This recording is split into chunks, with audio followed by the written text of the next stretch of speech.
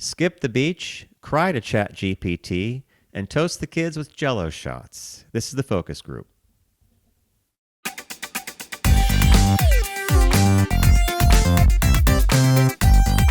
They're all business, except when they're not. It's the Focus Group with Tim Bennett and John Nash.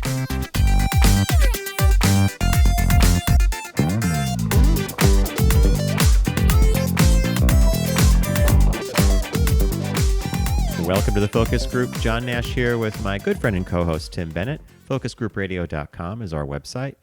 Go there to check out us and our partners, including Deep Discount. And you'll also learn about TFG Unbuttoned, our companion podcast, which drops on Tuesdays. 20 minutes, 3 stories. It's kind of a, we don't like saying it's Focus Group Light because it's sort of different. So it's just the companion podcast. So here we are at the end of April. And as you said in TFG Unbuttoned earlier in the week, hard to believe we're in the second fiscal quarter of the year already. I mean, as we've gotten older, it just if someone pulls the lever and time just goes whoosh, right? Time marches on. You know, I'm happy to report, Mr. Nash, I do have an update for you. And I have an update, and I have a question to you from a listener. So the first update was Richard's sister had come in from France. You had a good time. Maxine.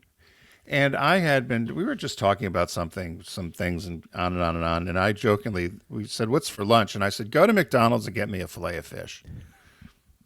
And we joked and joked. Anyway, she made Richard go, and they got me a fillet of fish. I'll tell you what, John, not having had it in about 30-some years, it's a damn good sandwich, a fillet of fish. I don't know that I was a fillet of fish guy. I used to get it once in a while, but I'll tell you, I don't know if it was, I'd have one right now if I could. I mean, it was really quite good. Tartar sauce? Tartar sauce, half a piece of cheese. It's only a half a slice of cheese. And they purposefully, I was reading about it, and I should do more homework on it. One of our listeners will tell us. But they purposely put it on the roll, not centered. There's a reason why they do it like that. I don't know what exactly it is. It might be because of the tartar sauce or something. But so it's a little off-centered, the fish patty, whatever it is. But it was good. I tell you what, it was darn good. So I would. Did you compliment it with fries? So they got me fries. The fries were a little cold. So I threw those in the microwave, and did it help? But you know, I had a couple. The fries are still very good, but I gave those to his sister because we were laughing about it. And I wanted a Big Mac, but they brought a burger as well. The burger was okay, but fillet of fish was the star of the show that day. So, and then fillet of fish. I can't believe it. And then we had a listener, Bruce, who had 2 things. First of all, he said you should have checked YouTube tutorial to fix your refrigerator. I said this was well beyond that. I did, by the way, just to answer that one, I did look on YouTube, and I found beyond that. A range of possibilities. But the fact that the refrigerator has a circuit board, that's sort of like a whole thing anyway. Well, that was like when I was going to do the plumbing, and I remember doing, and Brian, my friend Brian from AdMark 360, says, you could probably do it, but it will leak. So you might want to get a professional, because he knew it. And thank God. I mean, the plumber was here half a day. I can't imagine me trying to figure it out with my little wrench and screwdriver. Was this the outdoor shower? Yeah. It took the plumber a half a day. Can you imagine how long it would have taken me? So the other question was that Bruce asked is, where are we with the Star Wars cards? Everybody wants to know if you've hit the jackpot yet. Good question. Okay.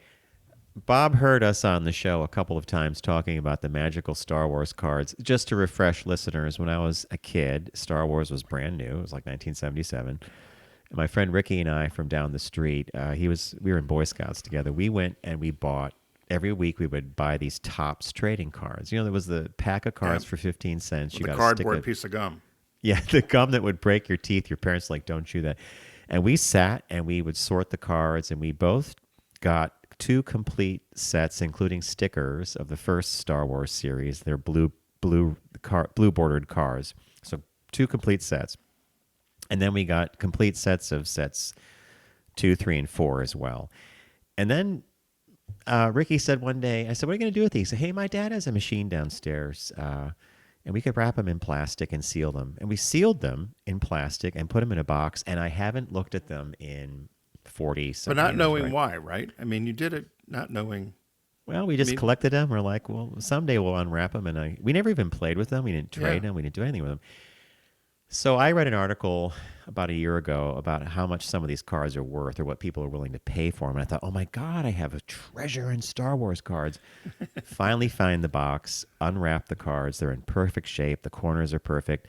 But then you discover that the card market is sort of like the mafia. Like there's an organization that grades and rates the cards. And you send the card in, and based on what they think the value of the card is, you have to pay a certain amount of money to get it graded. Then you can sell it or something. And it just looked really, really complicated. And one day I was on a bike ride up to Nyack, New York, and I'm sitting on a bench having a snack before I head back to the city, and a dog comes up and starts licking my leg. A cute little dog. And this woman goes, "Oh, stop that, stop that." And I was like, no, the dog's okay. So we play with the dog. It turns out she was an appraiser. She used to have a business in New York where she could look at collectibles and stuff. And I randomly mentioned the Star Wars cards. And she kind of cocks her head and she said, well, that market's kind of, I said, yeah, I know. I think it's like the mafia or something. Here's what you want. She goes, scan them, send me what you have. They're worth more as complete sets, which is what you have. She goes, that's my guess, and we'll see what we can do. I didn't do anything with it until Bob took the project over. And Bob scanned every single card, front and back, built these PDF files, low res, high res, and I literally just sent the woman links to these cards because I put them online for her to look at, the low res and the high res, and we'll see what she comes back with. I would love it if she came back and said, she said, are you a motivated seller? I'm very motivated. I haven't touched them for 40 years. I'm certainly motivated. But so they are now being looked at by this woman who hopefully can guide me to something else. But if it becomes too complicated, I don't know. Do you think if you went to one of these conventions where they have all the card dealers and whatever and brought them, although maybe you wouldn't get fair value? I wondered if you went to one of those conventions where because don't they do that with baseball cards? You go there and you try to sell them or whatever. But again, if you don't know, if you go in blind, you're who knows what you're going to get, right? You could go to a convention like you suggested, and with your little box of now right. Bob also bought to store the cards.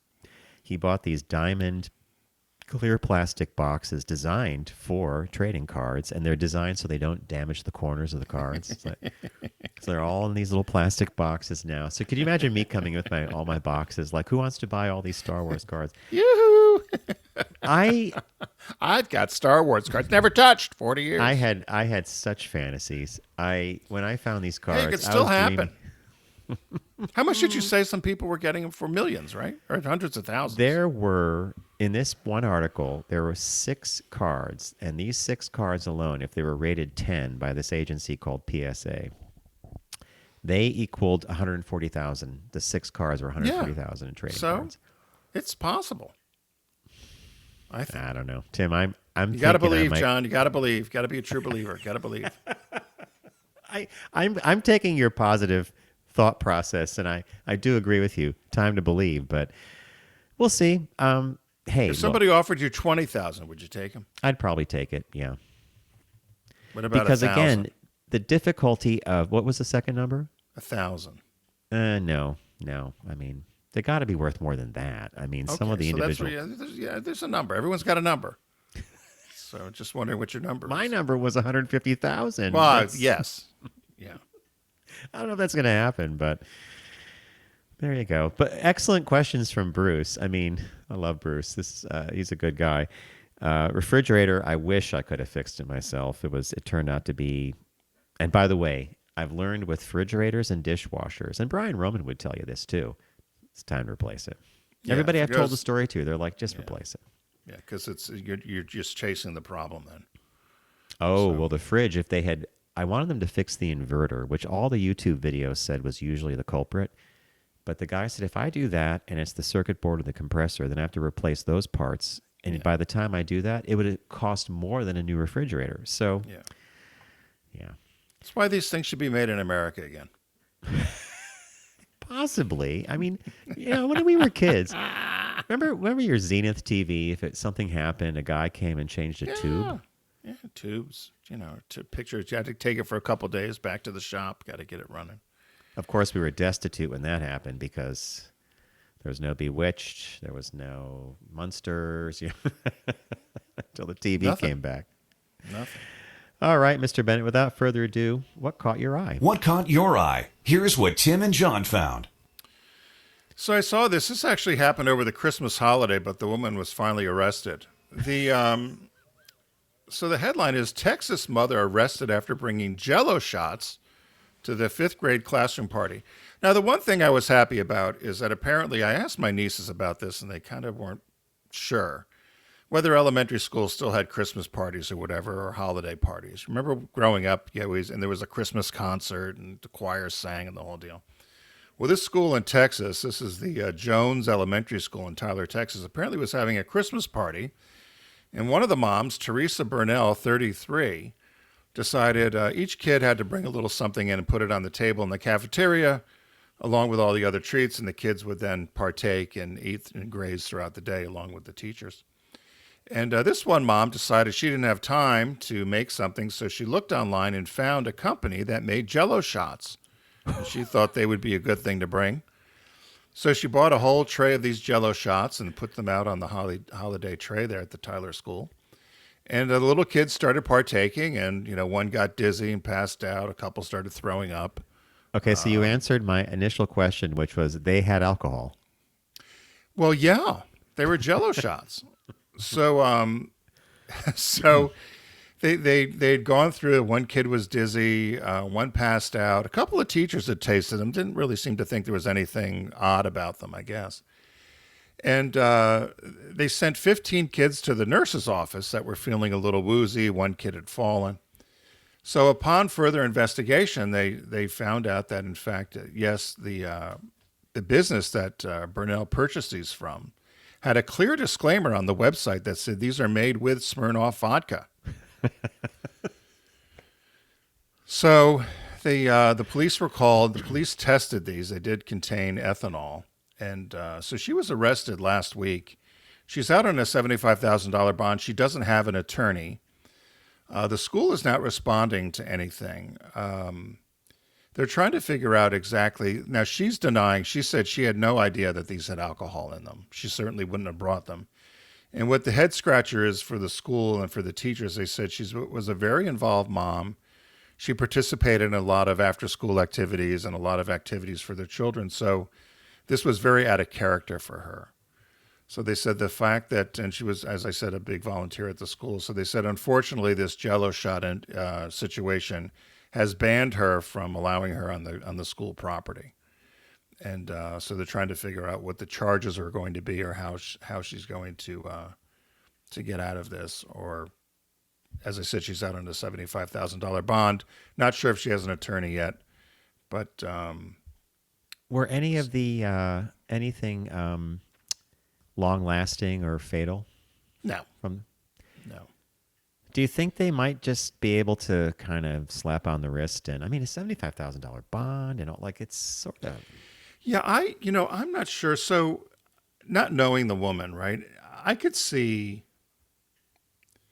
I'm not sure my mom. I don't know. I didn't think of it. I assumed all Jell-O shots probably had alcohol in them, right? Yeah. Is that correct? I guess. I'm not sure my mom knows that. I'm not sure how many moms may know that.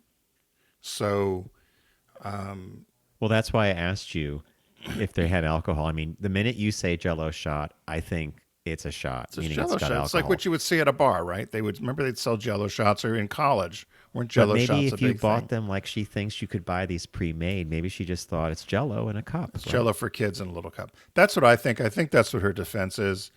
But when they said they went to the site where she bought these out of, that it was clear as day. It says the Facebook Sweets business that she purchased the shots from had a clear disclaimer on its website stating that these shots were made with Smirnoff vodka. They said there's no way she could have missed the fact that these Jell-O shots that she purchased for the Christmas party had alcohol in them. Wow, so, I tell you, man. Yeah. So, You've heard about this sort of stuff where they've done this with edibles, right? With somebody brought pop brownies by accident to, Yep. I think it was to a Thanksgiving or something, and Grandma, Grandpa, everybody was stoned out of their minds. Yes. But I so think who that's a knows? little more dangerous than shots, by the way. Yeah, I think if you're not accustomed to having something in an edible form, especially like marijuana, and Right. because you ingest it, it's not going to go away. It has to be, that one was yeah. caught my eye. For me, could not be any different, Tim. I think you'll get a kick out of this one. I came across this article and it kind of just took me aback. And we're all aware of AI, ChatGPT, AI chatbots, the whole bit. And when I saw this thing pop up that someone used ChatGPT to navigate a panic attack, I'm like, oh, how does this even work, right? Because normally you're typing and stuff like that. So here's what happened. This gentleman, here's the headline. It says, I had no one to call during a panic attack, so I tried ChatGPT.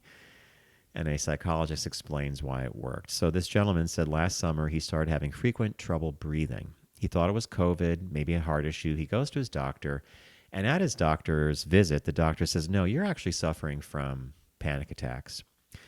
And the doctor said panic attacks manifest differently in everybody. You could feel perfectly fine, but suddenly you have that telescoping vision. You start sweating, your heart races. Tim, have you ever had a panic attack? I think I'm not sure. I've had, I think, a mild case of it, perhaps.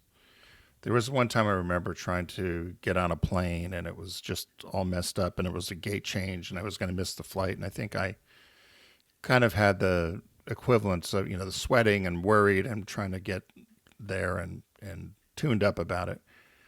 But beyond that, I'm not sure I've ever had one. Of you? Well, my doctor claims I did. So Yeah, that's what I'm saying. I may have and don't know it and didn't know that's what it one was day called. I was simply making the bed one morning, and I suddenly my entire vision telescoped. It was like I was looking down, like everything just receded and then I felt dizzy. I immediately broke out in a sweat. My heart was racing. I almost fell down. Bob came in, get to the bathroom. I thought I was going to, throw up. I don't know if I did or not. I don't remember, but I remember him putting a washcloth on me. And then as soon as it started, it sort of subsided, but it leaves you feeling like a mess, right? My breathing was off. Called the doctor. He said, I think you had a panic attack. And I said, I've never experienced this before. Are you sure it's not like the first signs of like an issue with my brain or a tumor? He goes, and of course, in doctor's ways, it could be, but I don't think it is. So what this guy did was, after he was diagnosed with this, he had a panic attack at work, and he had ChatGPT open on his screen on his phone. And he said the first thing that he did was he decided that ChatGPT has a function where you could talk to it, like voice communicate, and it has something called voice and vision. So if you have a camera on your phone or laptop and you have this thing enabled, it actually looks at you and listens to your voice, and he starts talking to it. And ChatGPT responded in a calm and clear voice and said, I'm here with you. Let's take a deep breath together. And he said, I told it I couldn't, that I needed more help. The chatbot didn't falter. It guided me through grounding exercises, encouraged me to describe my surroundings, and kept gently reminding me to breathe. Its tone was patient, supportive, and comforting. This is where ChatGPT surprised me. So it did, in fact, calm him down. But at the end of the article, he says, it's no substitute for a human being, but at that precise moment, it was a godsend because while it didn't fix the problem, it certainly helped him get through it. I just thought it was like, did you even know you could do this? Like, I knew you could talk to these things. Yeah, and that's what they say. There's so many other functions or functionality with AI that we haven't used or we don't know exists. You and I have done it for some copywriting and so forth, but some of these other issues, you don't even know that they have the ability. Well, after help. I read this article, I went on to ChatGPT because I have a free account. You have a free account as well. And I clicked on what it would cost to upgrade. It was like $20 a month or something to do this.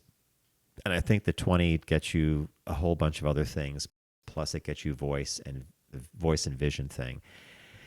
And then I was reminded of a masterclass video I saw on how to work with AI. And I forgot that in that class, the guy basically didn't type anything.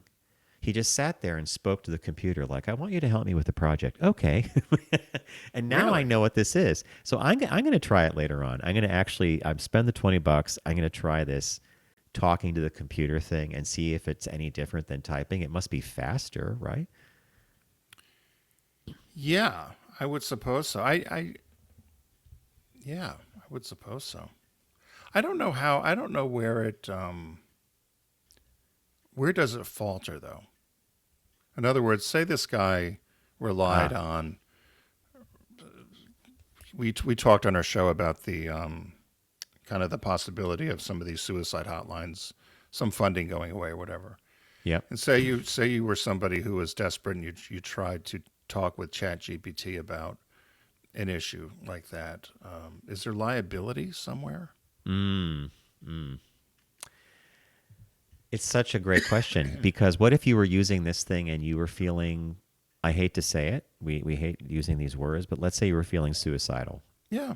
And you decide you're not going to call a hotline and a human, but you're going to talk to an AI chatbot.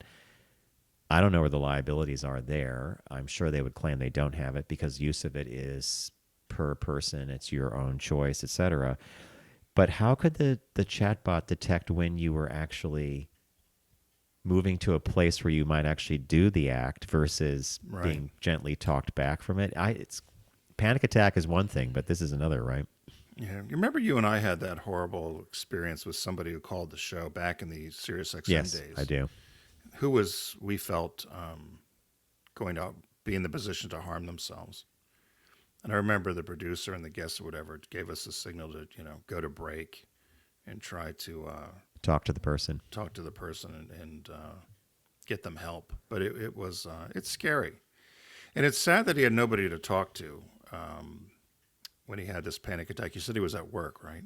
He was in between meetings and he was alone, not by design or by choice, but just happened to be that way. Yeah. Because I had a friend who had a pretty difficult panic attack that called me, and I ended up spending the day with them.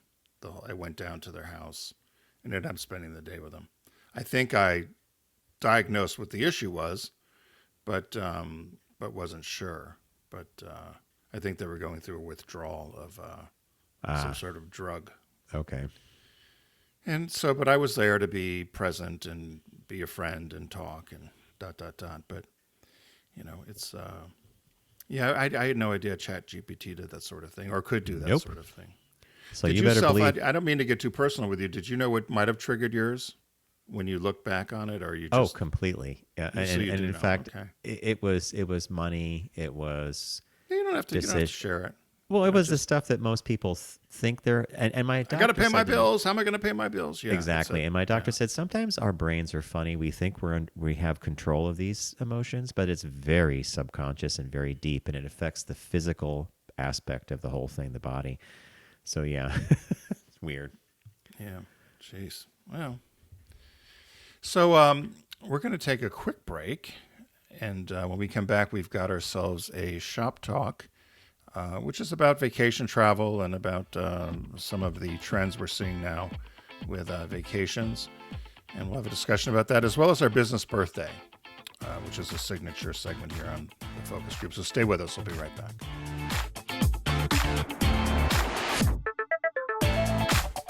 You're listening to the Focus Group with Tim and John. Learn more at focusgroupradio.com.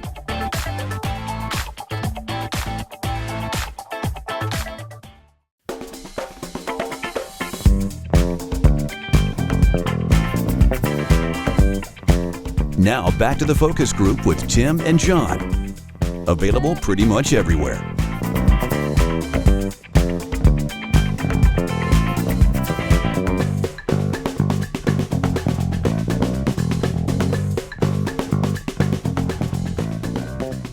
Welcome back to the Focus Group with Tim Bennett and John Nash. I'm John Nash, and the other guy's Tim Bennett.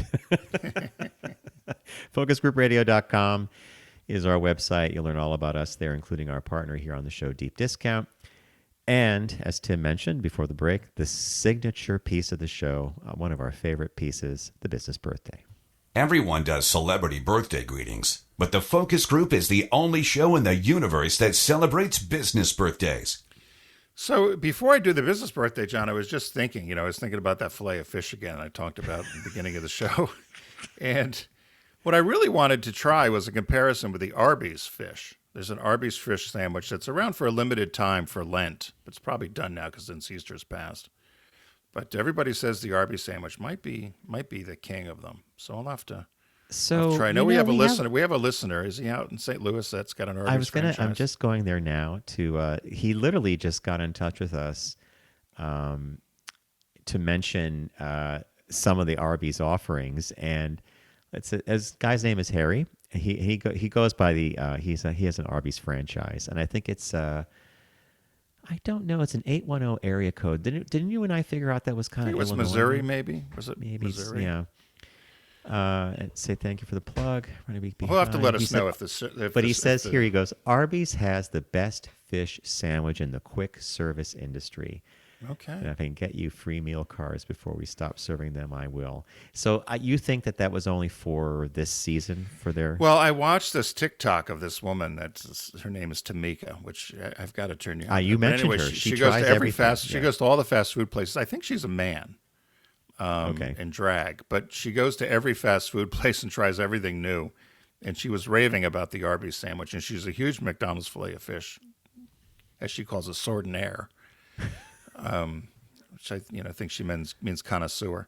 But so anyway, so we'll have to try out the Arby's sandwich. But that might be something for you and I to do. If I come up to New York, maybe we'll go hit all the fast food chains and do a little taste test. I don't know where an Arby's is around us, and I haven't had Arby's in a long time, and I've never had a bad experience at an Arby's. But I think your comparison would be really interesting. Yeah, And maybe it'd be our listener Harry will give us some further input. My rowing coach swore by the vanilla shakes there, so that's at Arby's. But anyway, without further ado, because I'm getting hungry, is the business birthday. And actually celebrated yesterday on the 29th, but born April 29th, 1954, he died at the young age of 65 in 2019 of testicular cancer. Jake Burton Carpenter. And you may recognize the middle name of Burton. He was an American snowboarder, founder of Burton Snowboards, and one of the inventors of the modern-day snowboard industry. He was a native of New York and went to school up in Connecticut at a prep school, and went out to Colorado, University of Colorado, and he wanted to become part of the ski team out there. They had a great college ski team, one of the top in the country. And he got in a serious automobile accident, so he was unable to join the ski team. And ends up getting a job in Manhattan for a small investment banking firm when he gets out of college. He said he grew tired of the 12-hour days and kind of the call of the slopes were coming back to him. So he headed up to Vermont. He moved up to Londonderry, Vermont, and he'd heard about this thing called a snurfer, which I never heard about, SNURFER, so kind of like surf, but snurfer, I guess, for snow. And it really was the precursor to the snowboard. It had a rope on the front of it, at the very tip of the front of the what we would now call a snowboard, which would allow you some control over the board, so you could pull the rope one way or the other to go from side to side. So the rider of the board held the almost this like rope. An American Flyer sled where you would pull to turn the okay. So he ended up instead of just skiing, he used to kind of play around with these snurfers, and started building them in his house. He and his wife, he actually turned his house into a little factory. He didn't have a lot of money, so he was doing kind of these laminate, different types of boards. He would bend them, use the dining room as his workshop, the basement for his sales shop and garage, whatever.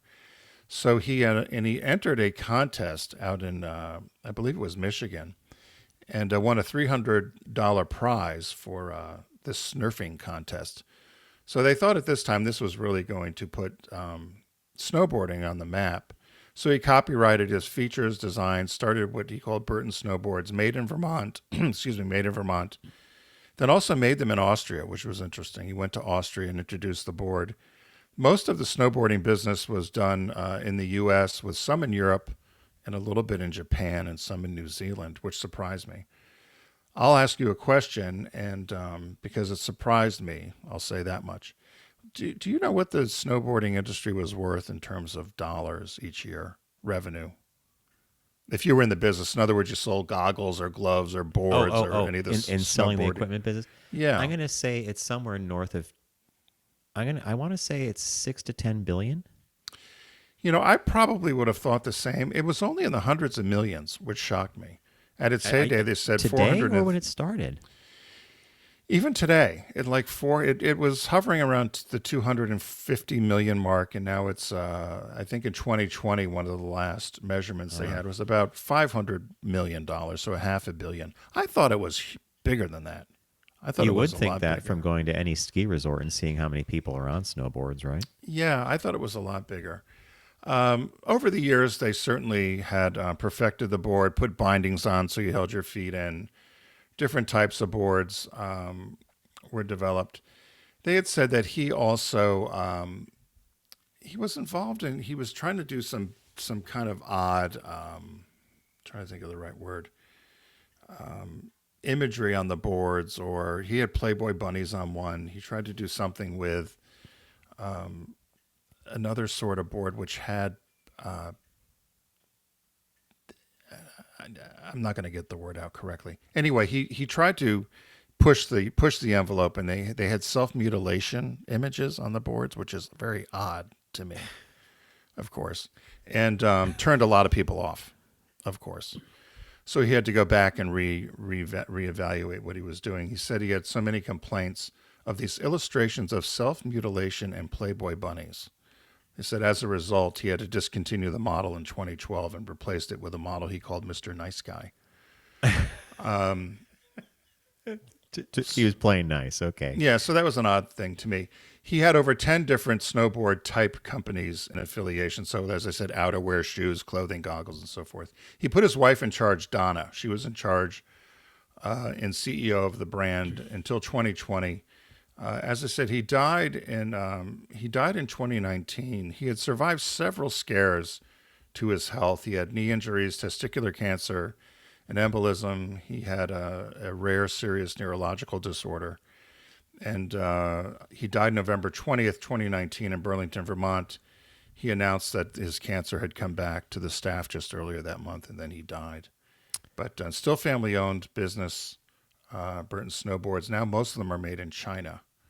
Instead of Austria or China, instead of Austria and Vermont, it was obviously more cost-effective and efficient to go out of market. So maybe, when you sent this image and the data over to put the graphic deck together, I just looked at the age. I always look at the age right away. You and I both do this, and I wondered what the 65 was young, in my opinion, and you answered it right off the bat with testicular cancer. And then at the end, what you were just saying that he had survived many medical issues, and I think it sounds like he thought he had beat this cancer as well, but I guess it still lurked somewhere and came back, right? Yeah, they said, of course, knee injuries are one thing. You're going to get that in sports. Yeah, that's sports, yeah. And the pulmonary embolism. They said he had a Miller, and I don't understand this, Miller-Fisher variant of Guillain-Barré syndrome. Yeah, I know exactly. I don't know if I'm saying it. Is it Barré? Guillain-Barré, yeah. Yeah, it's French, right? I didn't know if I was saying it correctly. That's the neurological? Yeah, they said that was the rare and serious neurological disorder. But what did him in was the cancer, the testicular cancer. And so many people warn you of that. It's similar to women with breast cancer, right? If you catch it early, your survival rates, it's treatable and pretty good. But if you don't, it certainly can be fatal. So good business birthday, and I just 2019 is like yesterday, right? And at 65, I mean, and he was probably a rugged individualist, right? He probably liked being outdoors, doing his thing. I don't know. Yeah, that's how he got in the business. He was tired of being stuck in the investment bank in New York City and went up to Vermont. I often envy people who can do that. Of course, you need to have money to live on, right? So you got to be able to have some resources to just pack it up and head north. But true. Great point there. You and I. If you said, what, I'm going to just cycle. I'm done. I'm leaving Manhattan and I'm heading to Spain and I'm going to cycle. Well, who's paying the bills? Someone's got to. The Star Wars trading cards are going to pay those bills. Hey, listen, if it hits, Then we're going to the casino. Yeah. Casino with number 10 envelopes. We're sending our winnings back. All right. As we mentioned at the top of the show, and that Tim and I are doing a new thing where we open the show, we do a fun little intro. Summer travel plans are definitely being disrupted, and for a variety of reasons. I think primarily one would say it could be due to the tariffs, but the headline we read here is fewer Americans are planning summer vacation. Travel costs, aren't the top reason. So this comes to us from CNBC, and they bulleted a couple things. 46% of Americans are planning a summer vacation, which is down from 53% in 2024. Tariffs and fears of a recession are causing travelers to take a wait-and-see approach to summer trips, and respondents who aren't traveling said the cost of everyday life, 68%, was bigger as an issue than travel expenses in general, 64%. Are you planning any travel? Well, I was thinking about this, and I was going to ask you the same question, because I think growing up, that was a big thing, right? Your family, you would decide you were going to. We always went north to Maine and then to Canada to see family. Car I think trip, you guys, right? You guys would go to North Carolina, the Outer Banks. Car trip. Right. Yeah. And so that was the big thing, whether your parents could get time off from work and, they save up and you go, and typical Americans with their travel, right? In July and August. I haven't done. Now I used to go visit you in New York when I lived out west. Yeah. Or even when you had the beach houses in Massachusetts and New York and Fire Island and P-Town. And those were planned. Those were certainly planned, and money was saved for those sort of things. But I haven't done that in a long time. I can't remember the last time I said, oh, we're going on a summer vacation. I've done winter stuff, getaway. That's the last thing I did. I went down to Charleston and Hilton Head with some friends, but that's the last trip I've made. Tim, that's been a couple of years ago. Yeah, probably 10 years ago now. So I was trying to figure it out. Have you haven't, because you've done trips that were cycling trips, but those weren't you and Bob deciding you're going somewhere. That was more of No, you're right. Those were milestone trips. Experiential. So when I had a big birthday 2 years ago, I went to Girona, Spain for a 7-day cycling camp. And I would describe it to someone, and they're like, you call it a vacation? Because every day was like a 50-mile bike ride, mountain climbing. Bob and I went to Iceland last year on my birthday at the end of September. Okay, had a great time. I highly recommend Reykjavik. And we have my niece's wedding coming up down in Dallas, Texas this weekend. That's a big trip for us, even though it's just 3 days. We're looking forward to seeing family and friends. And then I think, Tim, you sort of live in a vacation spot. Yeah, and it's funny here. A lot of people that have lived here and grown up here their whole life, they leave in the summer. You're there, though. I'm here, but they will either rent their houses or they get places up in the mountains. A lot of them head to the mountains in Pennsylvania, and or people in the winter they head out to either Palm Springs, Puerto Vallarta, or Key West. Seem to be the three top spots, and Puerto Vallarta more so, and Palm Springs more so than Wilton Manors. A lot of people used to head to Florida. I've heard this too. That seems to have been cut out, but. You and I have talked about going to the Springs for like the month of January or something and getting an Airbnb, but that's kind of where this article takes you, is that what has happened with the cost of these sort of things. If you decide you're going away somewhere, a house down here could be, depending upon how nice the house is, could be $5,000, $6,000, $10,000 a week. Right? Yeah. So who has that? Unless you go with 3 or 4 different couples and you split the price. I don't know. Well, the article that we were talking about, a lot of the article's just statistics, which is okay. But they basically outline exactly what Tim is kind of hinting at here, which is the cost of the travel itself may not be the impediment to taking the trip, but it's cast against how much money does my household have? Because now my groceries are more money, my car payment's going to go up. Like all these things that are weighing on the American consumer are going to actually have an effect on your decision of whether you want to go anywhere. And then it becomes a game of how far can we go in the car? Is it a 10-hour drive? Is it 8-hour drive? And I think that's where we're at. And I just read an article this morning about the airlines are reporting. Well, a lot of the airlines are pulling their earnings forecasts when they give their their reports to Wall Street, and they're doing so because the market's changed just in the last 3 or 4 weeks. Domestic air flight is getting cheaper. Europeans are not coming to the United States. I think I mentioned this on a previous show. Flights from people coming from Canada to the U.S. for vacation down 70%. Oh, particularly down. So, there's places in Maine like Old Orchard Beach, which are huge destinations for Canadians, that the bookings are almost zero compared to being, booked solid in prior Talk years. about voting with your pocketbook, right? Like, Yeah.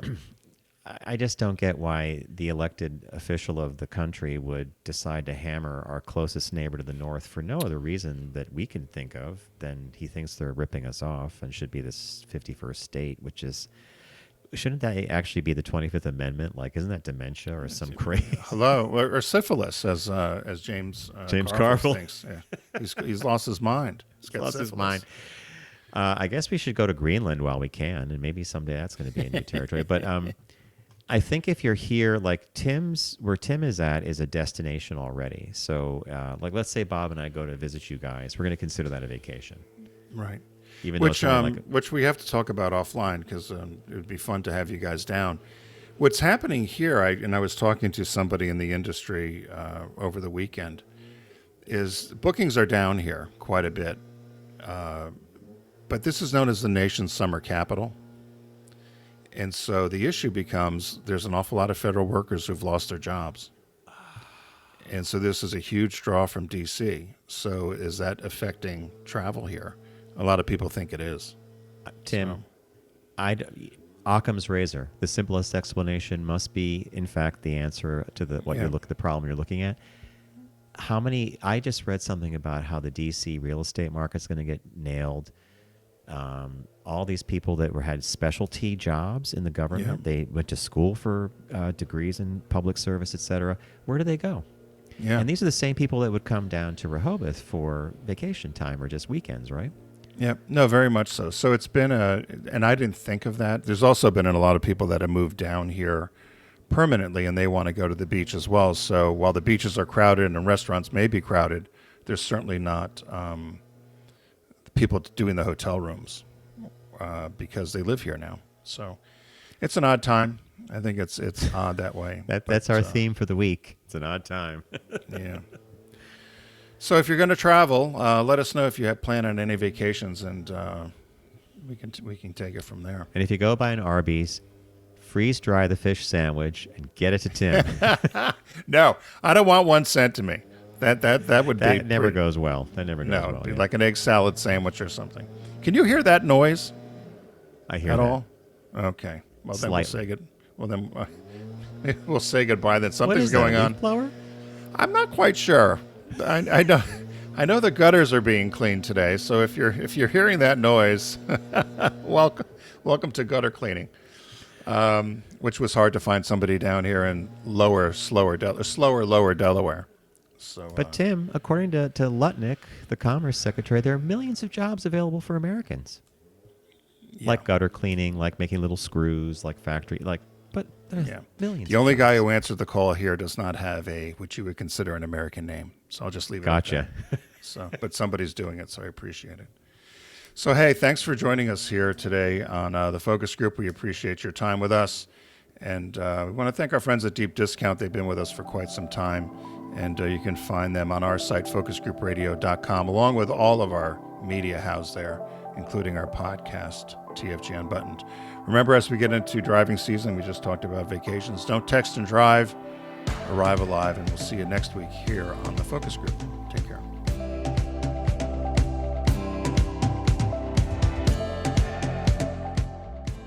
It's the Focus Group with Tim Bennett and John Nash. Accessible on all platforms. Subscribe, like, and rate us on your platform of choice. Learn more at focusgroupradio.com. That was a stunning focus group.